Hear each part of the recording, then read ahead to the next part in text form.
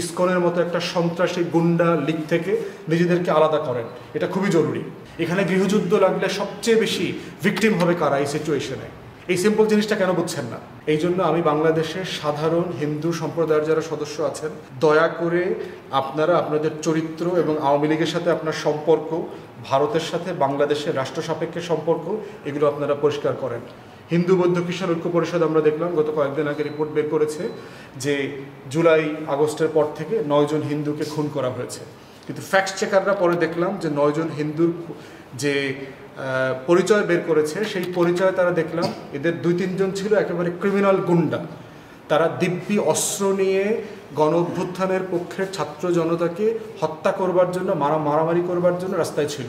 এই মারামারিতে তারা আহত হয়ে মারা গেছে। তার বিরুদ্ধে 2-1 জন আছে খুবই হাইলি নোন ক্রিমিনাল, বাকিরা সব আওয়ামী লীগের নেতা। কেউ কেউ আছে সিম্পলি অনলুকার ছিল, দোকানে ব্যবসা করছিল, গুলি লেগে গেছে।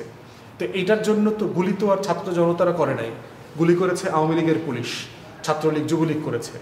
অতএব এই জায়গাগুলো থেকে আমার কাছে মনে হচ্ছে যে বাংলাদেশের হিন্দু সম্প্রদায়ের ওয়েক আপ কল, যে আপনারা জেগে ওঠেন এবং নিজেদেরকে বাংলাদেশি হিসেবে আপনারা যে ভারতের রাজনীতি এখানে করেন না, অথবা সেই রাজনীতির অংশীদার অথবা অজুহাত হইতে চান না, সেটা নিয়ে আপনারা কথা বলেন। অন্তর্বর্তীকালীন সরকারকে বলছি, প্রধান উপদেষ্টাকে ইতিমধ্যে কিন্তু আমরা বলে আসছি যে বাংলাদেশে জেনুইনলি সংখ্যালঘুদের উপরে অত্যাচার নির্যাতন হচ্ছে। বারাকাতের মতো একটা বাটপার আওয়ামী অর্থনীতিবিদ, সেও কিন্তু বলেছে যে বাংলাদেশে অর্পিত সম্পত্তি যেগুলো আছে হিন্দুদের, এগুলো দখল করা, মেয়েদেরকে ধর্ষণ করা, দোকানপাট অথবা দেশ ছেড়ে চলে যেতে বাধ্য করার পিছনে সবচেয়ে বেশি দায়ী হচ্ছে আওয়ামী লীগ। অতএব আমরা প্রধান উপদেষ্টাকে অনুরোধ করেছি, আপনি গত 53 বছরে আমাদের সংখ্যালঘুদের দুঃখ, কষ্ট, গল্প, বেদনা, আকাঙ্ক্ষা, প্রত্যাশা এগুলো বোঝার জন্য একটা কমিশন করেন। এবং এই কমিশনটা শুধু হিন্দুদের জন্য না, আমাদের যে 72টা কমিউনিটি আছে মাইনরিটি, তাদের প্রত্যেকের কষ্টের গল্পটা শোনা দরকার, তাদের বঞ্চনার গল্পটা শোনা দরকার। এবং নাগরিক হিসাবে আমাদের দায় এবং দরদের জায়গা থেকে এই প্রত্যেকটা মাইনরিটির অধিকার কিভাবে আমরা আপহোল্ড করতে পারি, রক্ষা করতে পারি, সেটার জন্য আমাদের কাজ করা দরকার।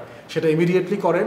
এবং 16 বছরের যে দায় দেনার হিসাব জমেছে আওয়ামী ফ্যাসিবাদের আমলে, আমাদের মাইনরিটিরা কীভাবে নির্যাতিত হয়েছে, বঞ্চিত হয়েছে, সেই গল্পগুলো তুলে আনেন। 5ই আগস্টে আওয়ামী ফ্যাসিবাদীদের পলায়নের পর থেকে আমরা দেখতে পাচ্ছি যে অন্তর্বর্তীকালীন সরকারকে বেশ বিশৃঙ্খল সিচুয়েশনে ফেলবার চেষ্টা করা হচ্ছে। ইতিমধ্যে আমরা দেখতে পেয়েছি যে 70-এর উপরে স্যাবোটাজ অ্যাটাক বিভিন্ন জায়গাতে ঘটেছে। এবং গত 1 সপ্তাহের ভিতরে আমরা দেখতে পাচ্ছি যে আওয়ামী ইসকন লীগ, যে সনাতনী প্রান্তিক এবং মৌলবাদী একটা সংগঠন আছে, সেই সংগঠনটা গত 3 মাস থেকে প্রচণ্ড রকমের উস্কানিমূলক সভা সমাবেশ এবং বক্তব্য দিয়ে বেড়াচ্ছে।